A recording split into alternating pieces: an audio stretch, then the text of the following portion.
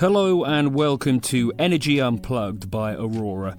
This podcast features various experts from Aurora having in-depth conversations with key industry leaders, policymakers and academics from all over the world. It explores the hottest topics across the energy market and gives a unique perspective on major energy issues.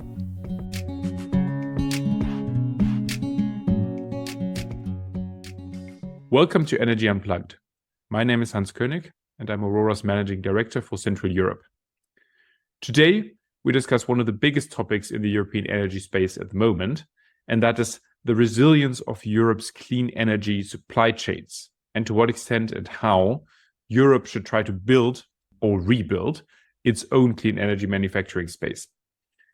International competition here is really ramping up quite significantly, with the United States announcing and implementing its Inflation Reduction Act, which gives very substantial incentives to produce clean tech equipment in North America.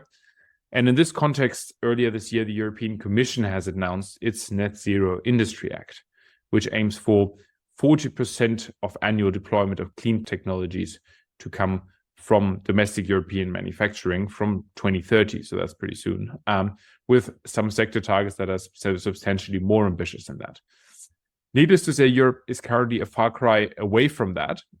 So today we want to discuss how that can be changed. And to do that, I'm very glad to welcome a familiar face to the show, Alex Voigt. Alex is the Managing Director of hydrogen project developer HH2E, and also of electrolyzer producer Stoff 2, as well as one of the founding fathers of the European solar industry in the 1990s. Welcome, Alex. Hello, welcome. It's an honor to be back. Yes, I would have to check, but I think you're the first guest to make 3 appearances on Energy Unplugged. So it's really a pleasure to have you back. To start us off, and not to run through everything we spoke about in episode 60 of this podcast, which of course I highly encourage everyone who hasn't listened to it yet to listen to find out more about Alex's fascinating career. But to not repeat all of that, could you briefly introduce yourself to our listeners and to your angle on the topic? Yes, for sure. Thank you for that.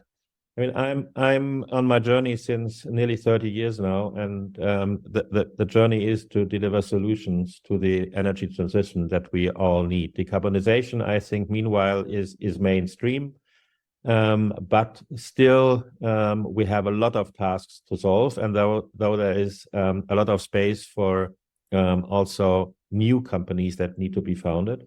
In the moment, I'm running HH2E. HH2E stands for heat, hydrogen, and electricity. These are, from my point of view, the 3 energy streams that you need in a stable and predictable way to secure also energy supply in industrial countries like Germany. And we are doing that on the basis of volatile generation from solar and wind. I often say all forms of energy are bringing problems with it. If you go to nuclear, you have to deal with radioactivity. If you do fossil energy, you have to deal with emissions. If you deal with renewables, you have to deal with the fact that it's volatile. A lot of people are claiming that this is not possible. It is possible, and we are on the way to solve this issue. Great, thanks. And could you maybe also talk a little bit about Stoff 2, because I know that is quite a strong angle to the European clean tech manufacturing angle we want to discuss today. Yeah, for sure. I mean, if you look back in my career, it was always a mixture of tech companies and project developers, because in a way, each type of new technology that you want to bring into the energy market needs also a new kind of project development that's going on. Stoff 2 is bringing the functionality of a battery and an electrolyzer together. This is exactly what you need to deal with the fluctuating generation from solar and wind. So the Stoff 2 technology is working within 4 hours charging period. It's a normal battery, but if you discharge it, you don't get electricity back, like in a classical battery that we know, but you get hydrogen out. So that is the big difference. And we have an asymmetrical storage systems. That means 4 hours of charging is going together with 20 hours, up to 20 hours discharge. So with a relatively short period of energy supply, we can secure a stable feed into the pipeline system of hydrogen in the future. And where do you stand with that company? Are you producing these yet? Are you developing? We are progressing quite well. We have now at our site in Tegel the first 250 kilowatt hour prototype under test. It's working quite well.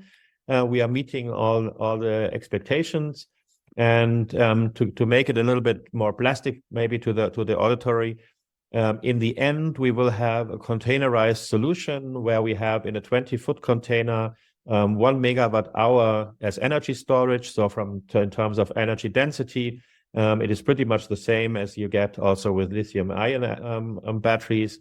The good thing is that you can pack the containers very dense together because there is no fire, no explosives risk in it, because the hydrogen is not stored like in many other solutions. We store the energy in form of a metal that is coated on an electrode, so it cannot explode, it cannot burn, it doesn't stink, it has no emissions. So you can also build it very close to civilized areas. And we think that this technology will lead to a breakthrough in the integration of fluctuating energy streams and to realize also a cheap supply with green hydrogen. Great stuff. Thank you for that introduction, Alex. To get onto today's topic, and for our international listeners who perhaps don't follow the resilience of clean tech supply chains on a day-to-day basis, how dependent is Europe on imports of such technology from other parts of the world right now? You know, I think, not to make it too dramatic, but I think we are in the moment at crossroads. If you look on the suppliers, on the European suppliers, they're all in big trouble. You only need to follow the news on the sector and you will immediately see that. Why is that the case? Number one, we have goals in Europe. You mentioned this 40% goal has to be produced in Europe. That is great. That is a good goal. That should help our industry. On the other side, the European community itself has no money. So it's EU regulation, but it has to be supported by national budgets. And if you have a situation like we in Germany in the moment, with the actual ruling of our court cutting double-digit amounts of billion out of the annual budgets, bringing a lot of industrial projects to the stop, this is directly infecting also the realization of the project. Because even if the EU said it's okay to do so and it signed off, it will not happen due to problems on national budgets. And I think this is in a moment a very difficult time, because we have on the one side, on the other side, a real strong competition from China. It's true for wind. I mean, in solar, we don't need to talk about the competition because we are nearly 100% depending on the supply of China. I mean, China nearly wiped out the solar industry in the last 10 years. And all the governments in Europe took that more or less as given. And I think now we are at the crossroads. We have to take the right decisions to turn the whole thing around. Okay, yeah, very, very interesting. Thank you. To deep dive a little bit on that, you spoke about various different sectors. In which of these do you think are dependencies critical? And in which of these might they be less critical, or should we be bothered by all kinds of dependencies? If we go through the sectors, solar, wind, and electrolyzers, the situation is in all of these sectors different, but in all of them, it is really, really difficult. If we start with the wind industry, I mean, we have from the history, we had super strong players in Europe. Meanwhile, they are all facing with problems. And on the other side, we have a strong attack from China that has catched up with the performance, like they always do. I mean, they have also great engineers on the work. They have nearly endless budgets to fulfill their strategy, and we have the competition that we have faced in solar 10 years ago now on the wind side. So the whole wind industry, I think, is under huge pressure. And we will see how the outcome will be. It's not easy to foresee that. On the solar side, the fight due to lower production costs and whatever that was fought 15 years ago. The Europeans have lost that. Meanwhile, we have I think more than 95% of the production coming from China. In solar, it would be more the case to do something against this dependency and really to restart a new industry, where I think are many good angles to do that. It is not without any hope to do that also successfully, but you need to do that with a very strategic approach. In hydrogen, it is again a complete different story.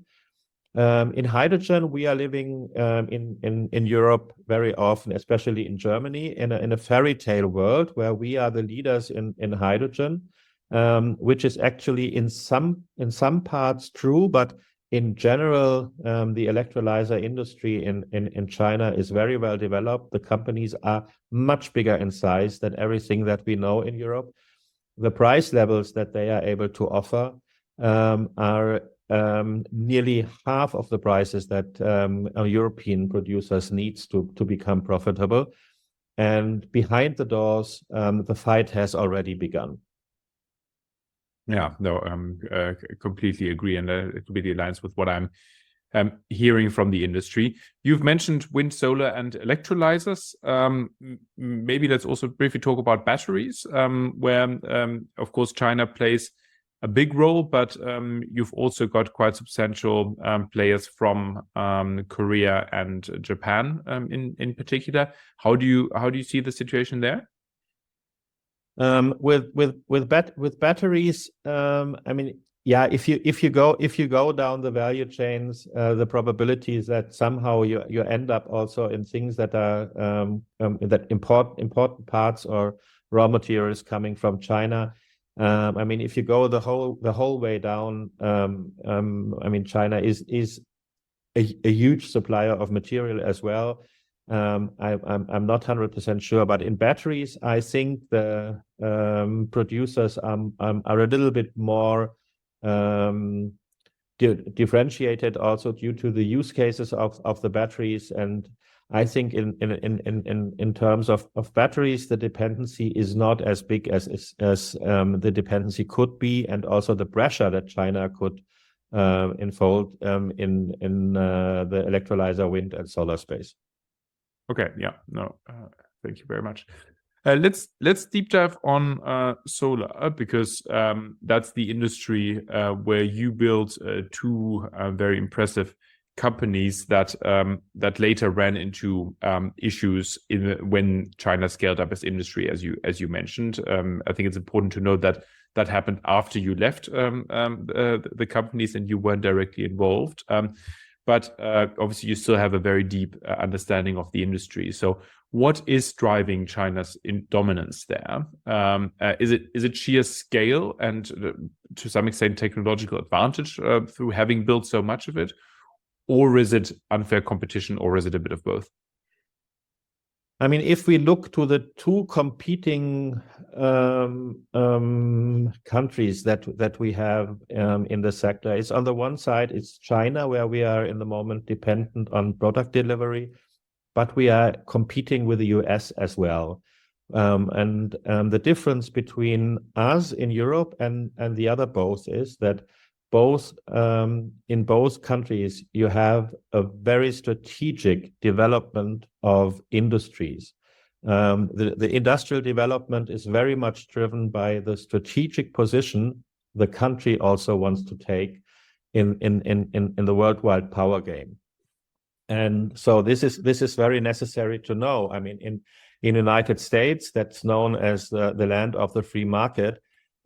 Technologies are also not falling from the skies, and I mean, we only see technologies where the US, and it's a mixture of the politicians, of the big companies, of innovative scientists, where they have very early decided that this technology will bring the country in a better situation in the worldwide contest, who is the biggest force.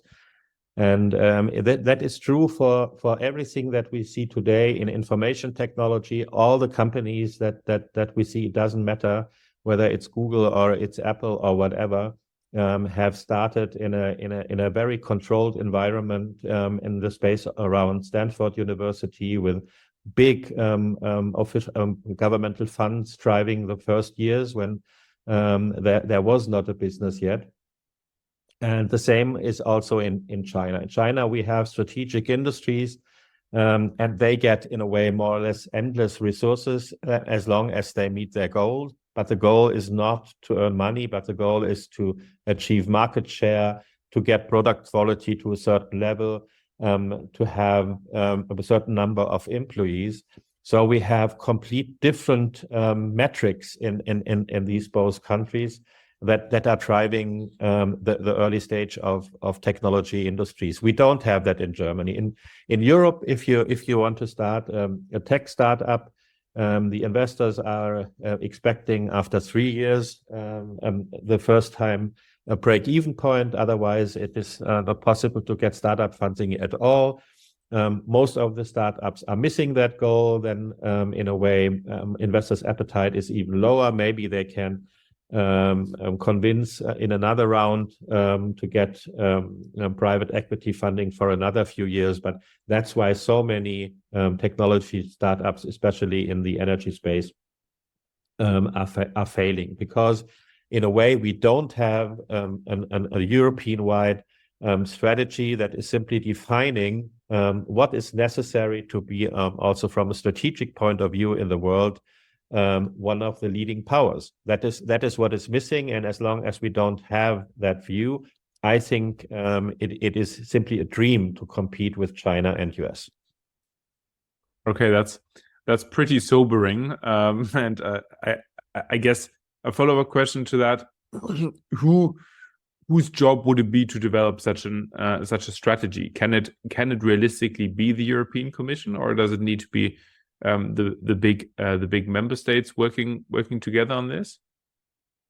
I think it has to be an agreement that is more as an agreement over all the different bodies that are incorporating the EU. I mean, we haven't lost all the important points in technology. If you look on Airbus, I'm not a deep insider into that company, but if you look there, it was many people said it's absolutely senseless to try to compete with the big manufacturers from United States. We had also a dependency there, and I mean, over time, it had worked out that Europe was able to build an alternative that has maybe also overruled the dominance of Boeing in the sector. So I think Europe knows, in a way, how to deal with these competitive challenges that are out there. But up to now, in the renewable space, it hasn't happened yet. Okay, so we can make it work if we get our act together.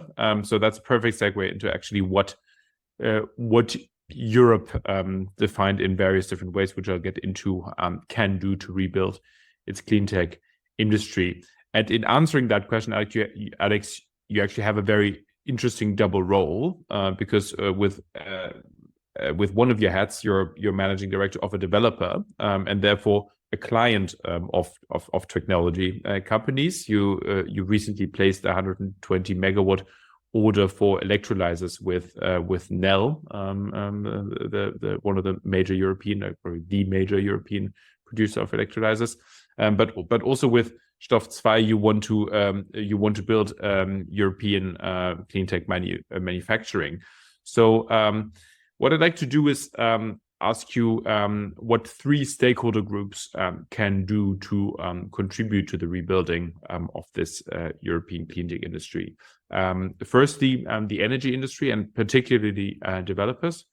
Secondly, technology companies. And then thirdly, government. And we already touched on that a little bit. Let's start with your developer hat. And there, what we hear from clients is that what they're struggling with is if they want to buy European, there's a local premium, which they often struggle with actually getting paid for in the market. So how much of a local premium should developers accept? And what do they perhaps also gain from accepting such a local premium? I'm taking my hat off a guy that is really looking to bring energy transition to a success, because this is the underlying basis that you need to understand. And if you want to do that, you have to follow also the technical requirements and the physics that are underlying, and simply giving a fact base that you can't ignore. Wherever your angle is from, if you're coming from classical big oil, or you're coming from gas, or you're coming from coal, or you're coming from finance, it doesn't matter. In the end, the system has to work, and you have to have the products out there and the technology installed that makes this happen. And when Mr. Altmaier put in his glass ceiling for PV and for wind, I mean, it was a thing that I hated in this time, but the calculation was done very well. He cut the photovoltaic installations at 54 gigawatt peak, and he did that in an absolutely well-calculated way, because with that installed basis, you can run the thermal power plants. You have still enough running hours, and on the other side, the curtailment on PV is still not too big. Now we have a situation that we are going again full steam towards 80 and 100% renewables. We are fastening up the planning processes, and all of a sudden we see that there is also that there are also bottleneck on the technology sides, simply due to the fact that most of the wind turbines are producing wind in the same time, and most of the solar modules do as well. And so you have to deal with this with a volatile generation where most of the energy is supplied in the same way. If you reflect that to the markets, you see that in that famous duck curve picture that is also out there, and I think in the moment well understood. It simply means that the prices for renewable energy is very low when there is abundance of it on the markets. So I think this having said, I think the goal for a developer like HH2E is we have looked for the right sites at former power plants in congested areas to build the opposite of a power plant. It's a grid investment. It's an investment that's linked to the grid, that is taking in the surplus hours energy out. It's converting it into green hydrogen and producing in that way a high valuable product out of something that you would normally simply waste through curtailment. So this is what we are doing, and we have also been out there marketing green hydrogen. That was a thing where most people said, "Who wants to buy that?" I can tell you, it's the thing that's making most fun in the world is to talk to clients about green hydrogen. We have now a range of contracts with 4,000 to 5,000 tons. A lot of players are out there ready to sign for that. And in the future, it's all about 10 times of this. But the question is the big question, and that's why it's so important. Where should our generation come from? if we sign with you as a developer now for 100,000 tons of hydrogen plus from 2030 on, where do you get your green electrons from? This is in a moment the bottleneck for the development of companies like HH2E, and that makes our podcast and the discussion so important. Okay, yeah. So thanks a lot for that. Moving over to your technology company hat. What can you be doing there? And are you mentioned about the very prominent role that Chinese companies also play in the electrolyzer space. Are you confident you can make your company Stoff2 into a success, provided the technology works out as you want it to and it scales as you want it to, or is there something else you need to do to be able to compete? I mean, in a way, if you say compete against the Chinese and you bring that down on a price level, I think we are absolutely aware that we are never able to compete against the Chinese, because the Chinese simply have a complete different way of calculating also their cost. So I think what we are pretty where we are pretty much forward-looking is that the combination of we are close to our customers, we understand the needs of our customers, we understand the whole system, that will bring us an advantage, and the advantage will lead to the fact that the customers also are willing to pay for a product that is manufactured in Europe. Why? Because the overall calculation of the project is still working. On the long run, everything, knowledge, whatever it might be, becomes a commodity, and on that roadmap, it is pretty good possible that China is also taking over simply through a price challenge later on. But on the other side, I think that the mission that Stoff2 is having is bringing a new and necessary new technology to the market. I think the possibilities to do that are much better in Germany than in the United States and in China, because the overall understanding about the systematic approach that is needed to fulfill the energy transition is better developed here than anywhere else in the world. And that's why we try against all odds to develop this technology here.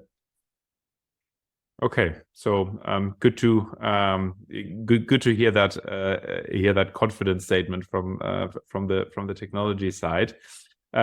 Finally, how should government change the rules of the game? You spoke a lot about the long-term thinking, the industrial strategy that you see in China and in the US, and clearly Europe should do more thinking there. But what concrete support or what concrete steps do you think we need from the European level or national member states?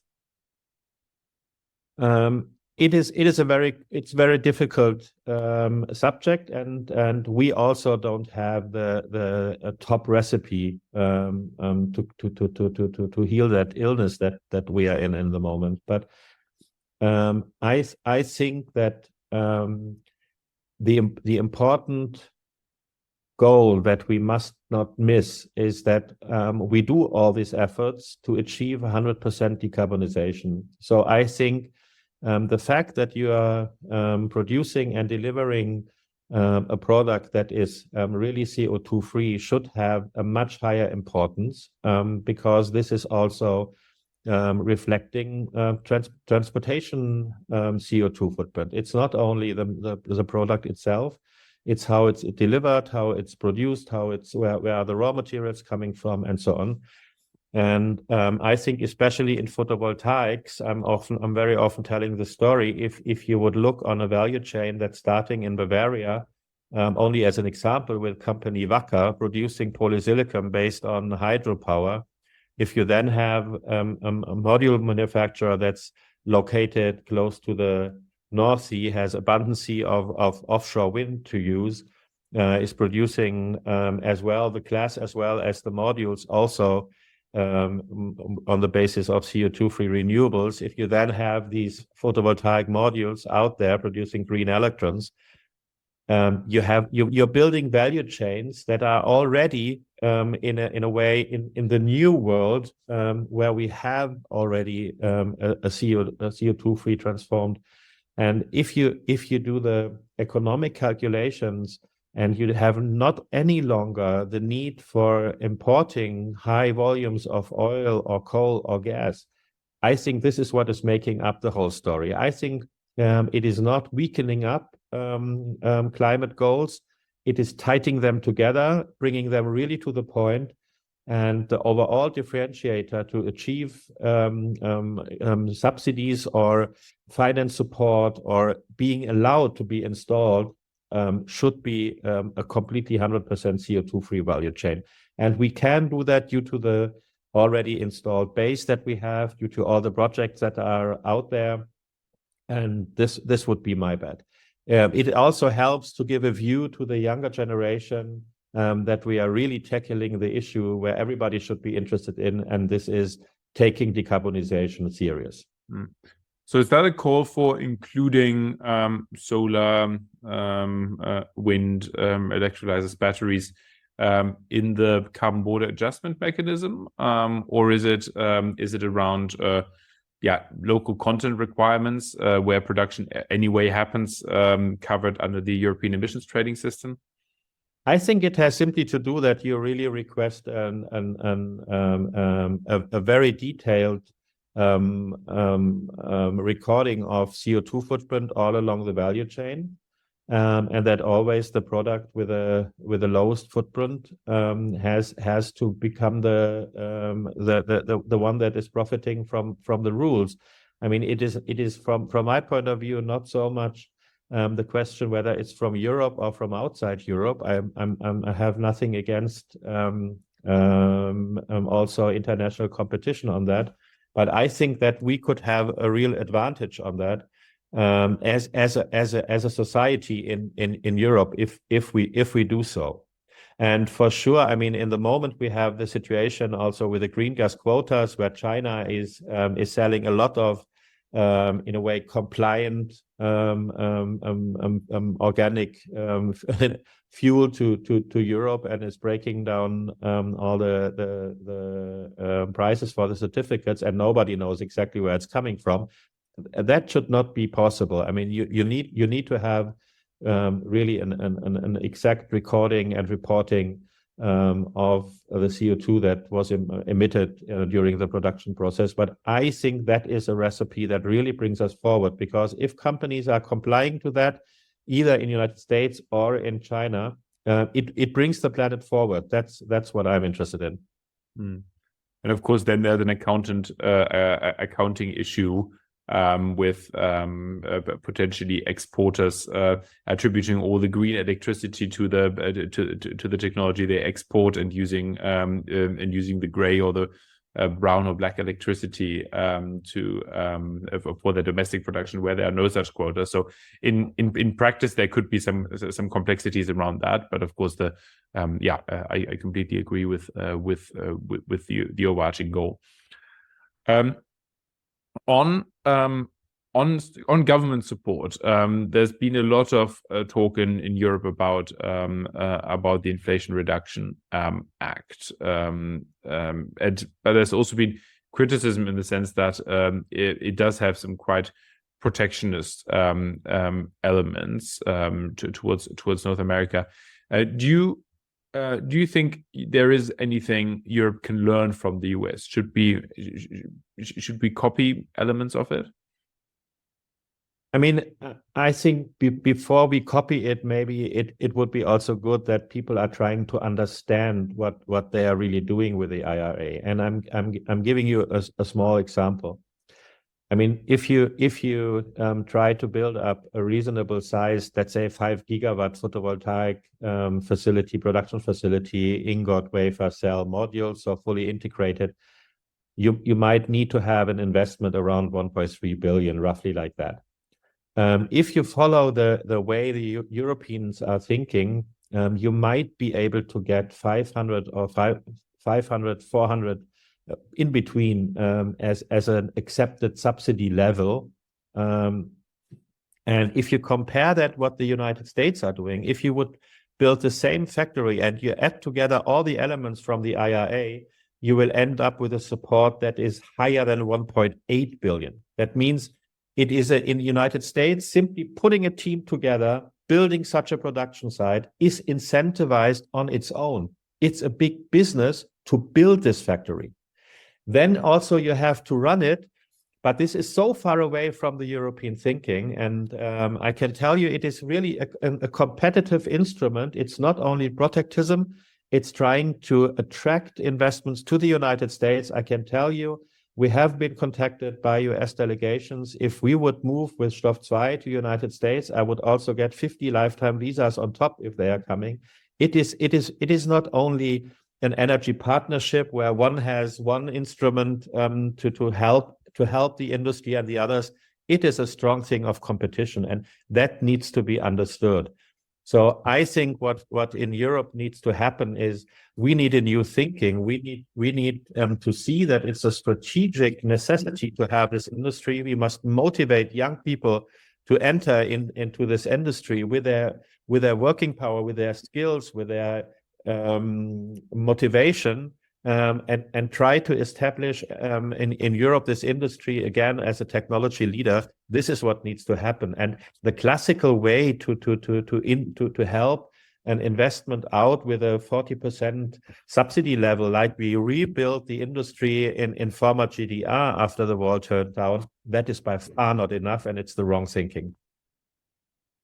Okay, yeah, thanks a lot. Maybe to turn it around, is there anything that the US can learn from Europe, or that Europe is doing right, or do we just need to get much more strategic, much bolder, as the US has been for the past 2 years in that space?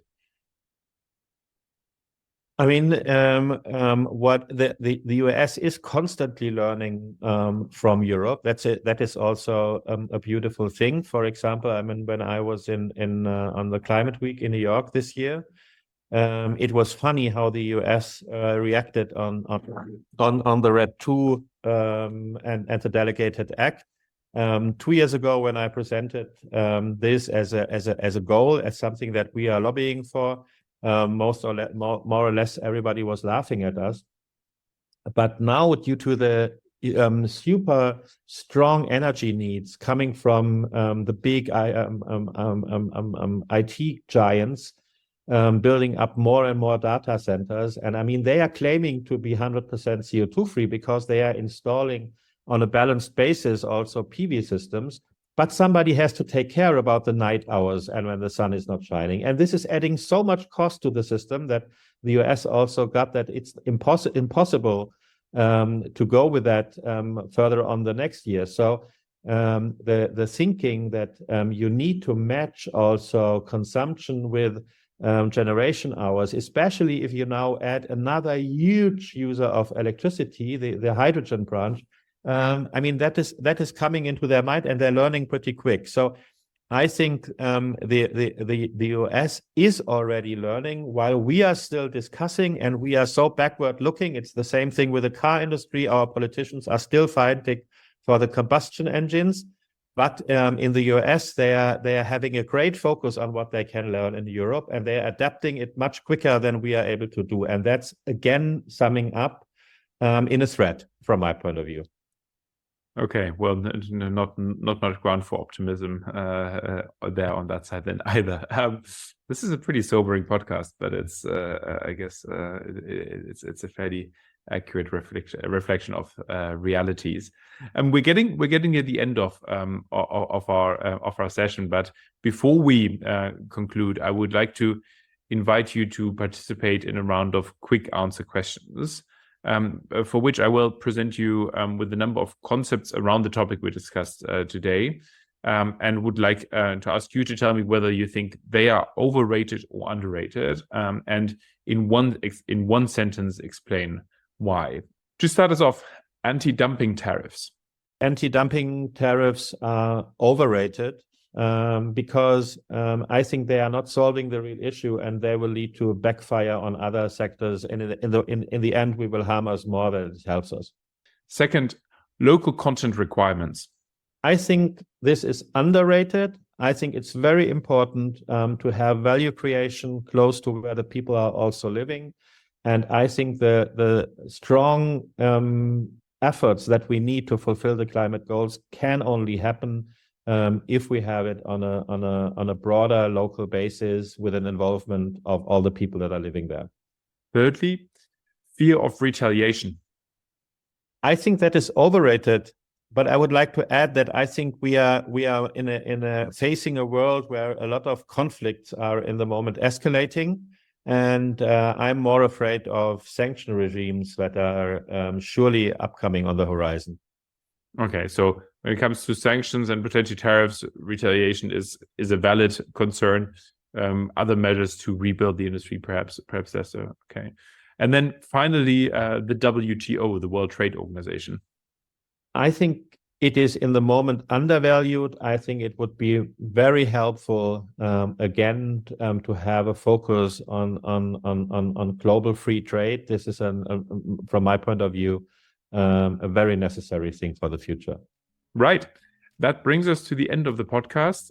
Thank you very much for joining us, Alex. This was fascinating, and talk to you soon, both off the pod and potentially for your fourth appearance on Energy Unplugged. Very good. Thank you so much for the chance to speak.